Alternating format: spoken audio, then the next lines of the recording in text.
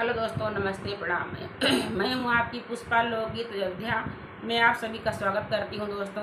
दोस्तों जितने हमारे दर्शक हमसे जुड़े हैं, सबसे पहले मैं उनको तहे दिल से धन्यवाद करती हूं। दोस्तों आप सबके लिए एक छोटा सा लाचारी गीत है। दोस्तों कैसा लगा कमेंट करके जरूर बताना। दोस्तों मेरे चैनल को ज़्यादा से ज़्यादा शेयर करना, सब्सक्राइब करना, लाइक करना और बताना कि ये हमारा कहरवा गीत आप लोगों को कैसे लगा। लाचारी गीत है दोस्तों, लाचारी गीत आप लोग सुनिए, ढेर सारा आनंद लीजिए। हमरो पियवा कदर ना करी, सखी उन कर दिलवा जेठानी से लगी, सखी उन कर दिलवा जेठानी से लगी। हमरो पियवा कदर ना करी, सखी उन कर दिलवा जेठानी से लगी, सखी उन कर दिलवा जेठानी से लगी। हमरो पियवा कदर ना करी, सखी उन कर दिलवा जेठानी से लगी, सखी उन कर दिलवा जेठानी से लगी।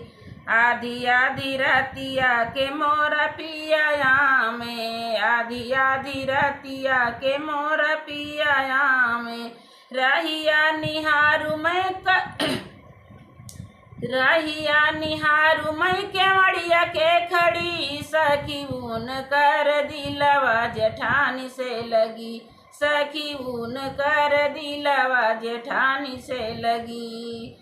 रहिया निहारू मैं केवड़िया के खड़ी, सखी उन कर दिलवा जेठानी से लगी, सखी उन कर दिलवा जेठानी से लगी। हमरो पियवा कदर ना करी, सखी उन कर दिलवा जेठानी से लगी, सखी उन कर दिलवा जेठानी से लगी।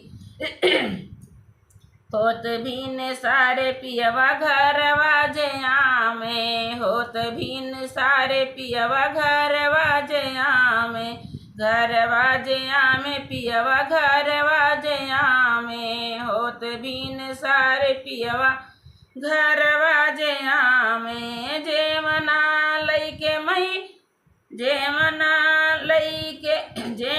न जेम मई लैके खड़ी, सखी उन कर दिलवा जेठानी से लगी, सखी उन कर दिलवा जेठानी से लगी। जेमना न जिया मैं लैके खड़ी, सखी उन कर दिलवा जेठानी से लगी, सखी उन कर दिलवा जेठानी से लगी। हमरो पियवा कदर ना करी, सखी उन कर दिलवा जेठानी से लगी, हो सखी उन कर दिलवा जेठानी से लगी। सासू ननद मिली पूछन लागी, सासू ननद मिली पूछन लागी, लाज के मारे हम कुछ ना कही, लाज के मारे सखी कुछ ना कही, सखी उन कर दिलवा जेठानी से लगी, लाज के मारे हम कुछ ना कही, सखी उन कर दिलवा जेठानी से लगी, हो सखी उन कर दिलवा जेठानी से लगी।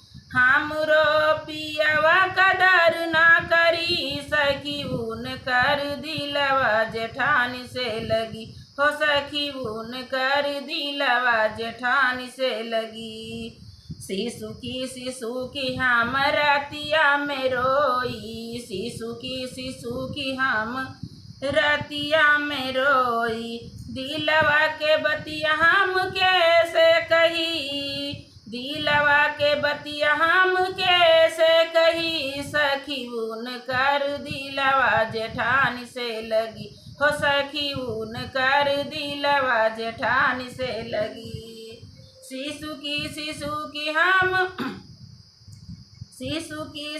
की हम रतिया में रोई, दिलवा के बतिया हम कैसे कही, सखी उन कर दिलवा जेठानी से लगी, हो सखी ऊन कर दिलवा जेठान से लगी, हमरो पियवा कदर ना करी, सखी ऊन कर दिलवा जेठान से लगी, हो सखी ऊन कर दिलवा जेठान से लगी, सखी ऊन कर दिलवा जेठान से लगी।